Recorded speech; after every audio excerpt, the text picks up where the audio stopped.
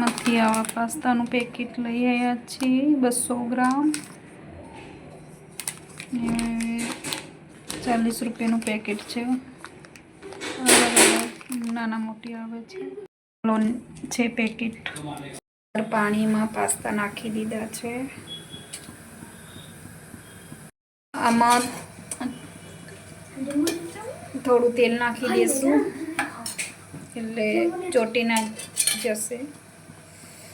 આવી રીતે મીઠું નાખી દઈશું સ્વાદ પ્રમાણે. પછી હલાવી દઈશું, થોડી વાર ચડવા દઈશું અને પછી ચેક કરી લઈશું ચડી ગયા છે કે નહીં.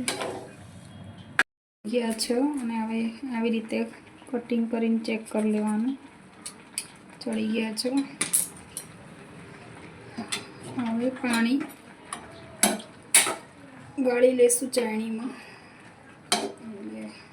પાસ્તાનું પાણી નીકાળી દઈશું. આવી રીતે કાણાવાળી ડીશ હોય, અમારી ડીશ છે આવી કાણાવાળી, એટલે એમાં કાઢી લીધા છે. હવે થોડી વાર રહેવા દઈશું એટલે બધું પાણી ઉતરી જશે. જો થોડું તેલ નાખી દઉં એટલે બધા છૂટા છૂટા થઈ જાય છે. પાણીથી ધોઈ દેવાના એટલે ચિકાસ ના રહે.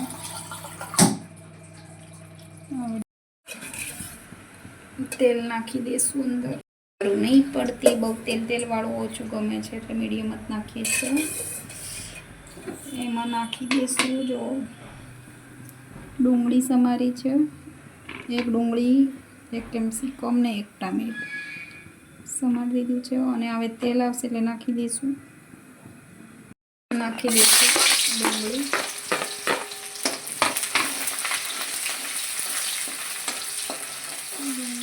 એના પછી કેપ્સિકમ નાખી દઈશું.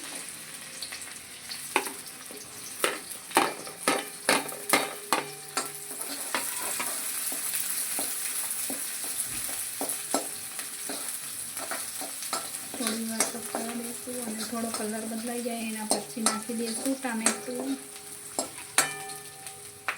ઝીણું સુધારેલું છે. ટામેટું નાખી દઈશું.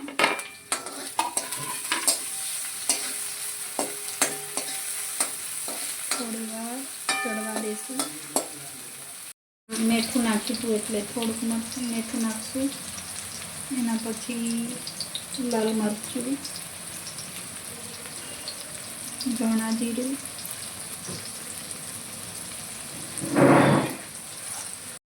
અને એના પછી મસાલો પેકેટ આવે છે જોડે, નાલક પણ આવે છે. મસાલો નાખી દઈશું. નૂડલ્સનો મસાલો નાખી દઈશું. 2 પેકેટ છે, 2 નાખી દઈશું.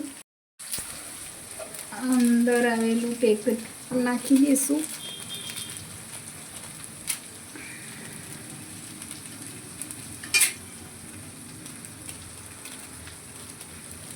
હવે ફેરવી લઈશું.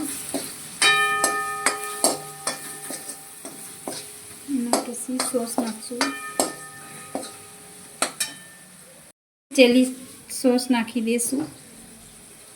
પેકેટ તૈયાર મળે છે, એવું લઈ આવવાનું. અમે નાનું જ પાઉચ લાવ્યા છીએ. સોસ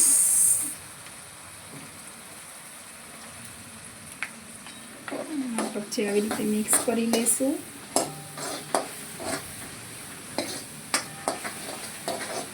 એના પછી પાસ્તા નાખી દઈશું.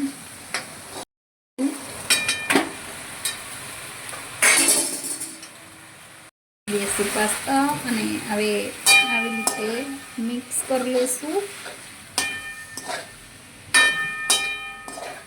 જો દેશી સ્ટાઇલ બનાવીએ છીએ.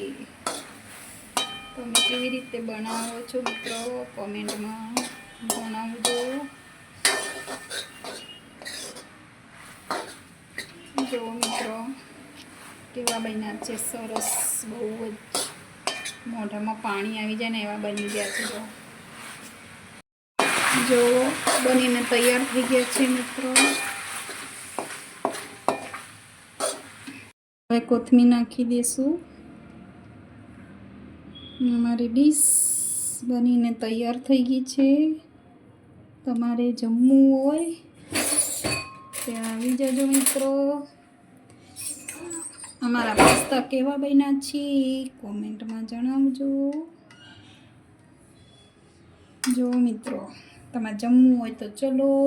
અહીંયા વિડીયો પૂરો થાય છે મિત્રો.